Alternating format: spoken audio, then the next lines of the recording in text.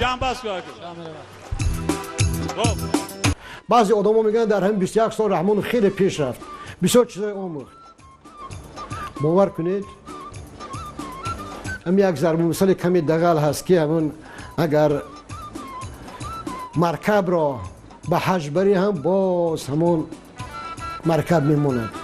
وقتی من همین توی دیدم با یک بار با خلاصه آمدم که این نو دولت ها، این نو سفر ها، این نو رها، این نادیده ها هنوز در همون سطحی که داشتن از همون سطح بیرون نشدن، از همون دایره بیرون نشدن.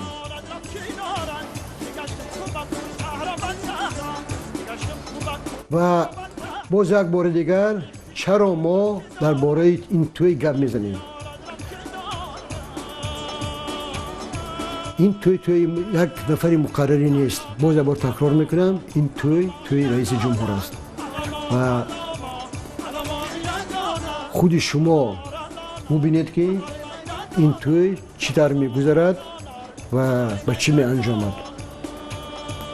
ما یک چهره هایی میبینی که یکان مقدسات ندارند، یک چهره هایی میبینی که درد و غم ندارند. آیا در یک کشوری که کودکانش از گرسنگی میمورند، آیا در کشوری که حتی در بعض خانواده ها کودکان نان سیری نمیخورند، در بیمارخانه ها دارو نیست، دوا نیست، و این خیلی همهمه و دمدمه ها تشکیل میکنند.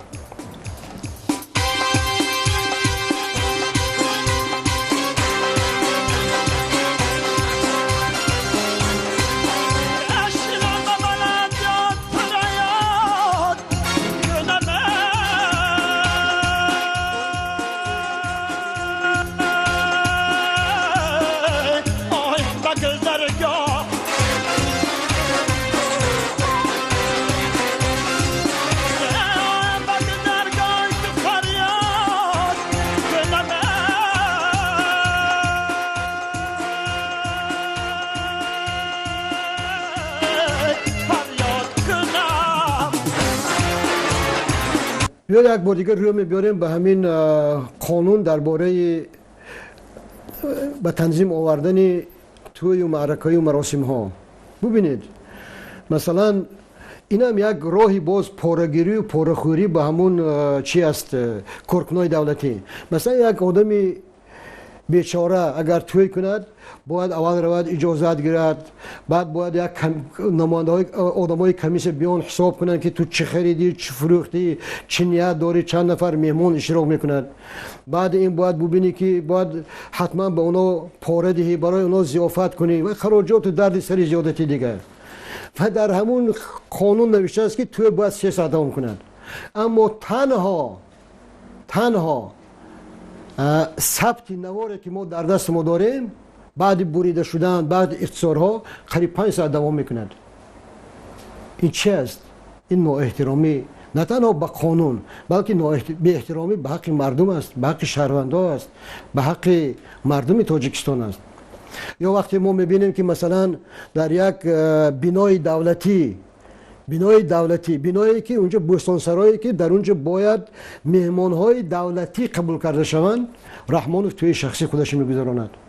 من باور دارم که رحمانوف یگان سامان به این توی صرف نکرده است و حتی برای اجاره هم پول نداده است. چرا رحمانوف حقوق دارد که، یا رستم رحمانوف یک چینوونیک، یک کارگر دولتی حقوق دارد که تویش در قصر دولتی میگذراند؟ چرا پرکرور تاجیکستان به رحمانوف، به شهروند رحمانوف و به شهروند رستم رحمانوف دیله جنایت نمیکشاید؟ چرا ما خاموشیم؟ چرا رحمانوف میتواند که در تویش قریب 100 نفر آوازخوان و رامشگر و رقاصه های بیارد؟ این در کجا این نوشته شده است؟ و چیزی دیگر،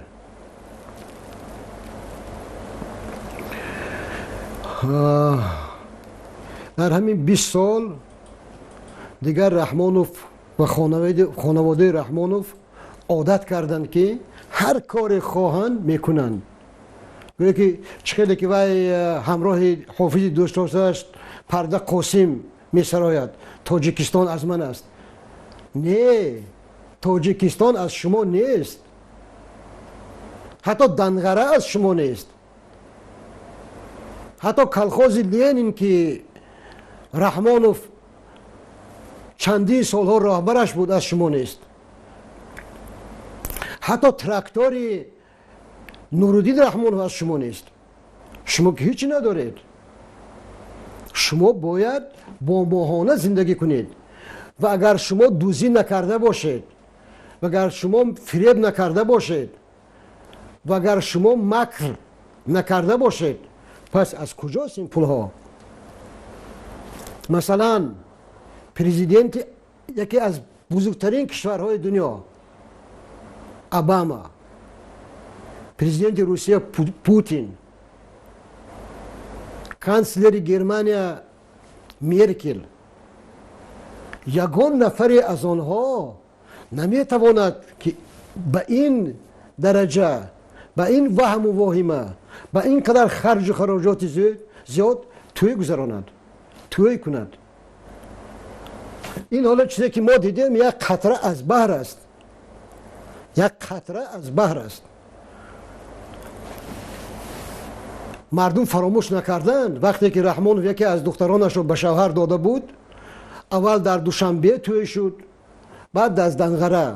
در دنغره قریب 1 هکتار زمین را تخته زده بودند، تخته پوش کرده بودند و در آنجا مردم جمع کرده بودند. مردم به خاطر جمع کرده بودند، مردم زیاده. اون وقت رحمانوف پول زیاده ندیده بود، حالا کیسه هاش پر نشده بود، به خاطر اون که مردم تویانه بیارند. و همون زمان هم یکی از وزرا به من نقل کرده بود که پیشکی اعلان کرده بودند که کسی که تحفهش از $100,000 کم باشد به توی نبیاید. تویانه $100,000. این هم همین تویانه هم یک نوع پاره است، یک نوع رشوه است. مثلا در بسیار کشورها اگر تحفه به رهبر دولت یا به خانواده رهبر دولت بیش از $200 یا $300 باشد، اونا حتما به خزینه دولت میسپرند. شما در کجا دیدید کنی اون ماشین هایی که به رستم رحمانوف هدیه کردند، تویانه دادند و قیمت اونها $150,000-200,000 بود، حالا ما یکان درشون میبینیم در گراژ حکومت. آیا ما دیدیم که از تلویزیون نشان داده بودند که انا این تحفه های توی رستم جان بود و از بس قیمت اینها گران بود ما اینا آوردیم سپردیم به دولت؟ کنی وقتی که رحمانوف درباره انصاف گپ میزند، درباره وجدان گپ میزند، درباره کروپسیه گپ میزند، درباره غارتگری گپ میزند و به خودش روا میبیند که به خودش و اهل عایلش روا میبیند که چون رفتار کنند، کی به آنها باور میکند؟ آنها دیگه فراموش کردند. برای آنها دیگر مفهومی ترس نیست. برای چی؟ برای اینکه 20 سال، در همین 20 سال آنها به بی‌حقی، بی‌حقوقی، به بی‌نظامی، به شکستن قانون عادت کردند، خوب گرفتند. دیگر هر کاری خواهند میکنند و باز در قصرهایی که از خون کودکان شما ساخته شده است و باز در قصرهایی که بر عوض مهنت جانکا، بر عوض مرگ بچه های شما ساخته شده است و باز در قصرهایی که خشت آن از آب چشم شما گداخته شده است، اونها خیلی توی معرکه میگذارند و اونها میسرایند تاجیکستان از من است. عزیزان، تا کی ما طاقت میکنیم که یک خانواده یک کشور را تصور کرده باشد؟ باور کنید معمر قذافی این کار نکرده است. صدام حسین این کار نکرده است. یگان دیکتاتور این کار نکرده است. در بسیار کشورهایی که دیکتاتوری هستند رهبرانشون نسبتاً عادل بودند.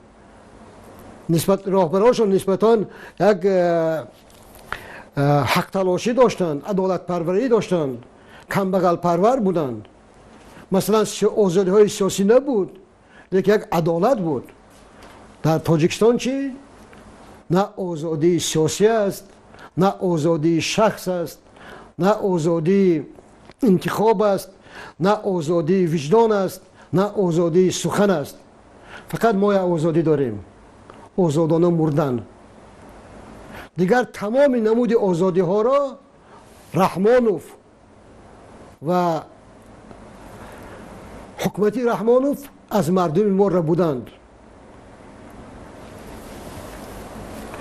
برای همین باز یک بار دیگر خودتان به همین چهره ها نگرید، خودتان به همین رقص ها نگرید، خودتان همین فریاد هایی که بعضا اولاس گرگ را به خاطر آدم میبرد گوش دهید و باز و خودتان خلاصه کنید. من دیگر چیزی نمیگویم. همدیران عزیز،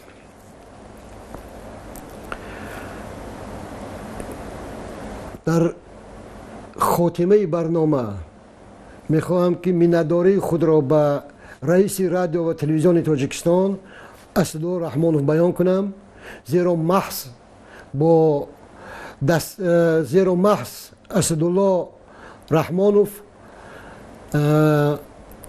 گرچند با نرخ گران باشد هم این نوا را به همسفان ما به اختیار همسفان ما داد و ما توانستیم که این نوا را به دقت شما رسانیم. دیگر خدا حافظ تا دیدار. یک جهان تشکر.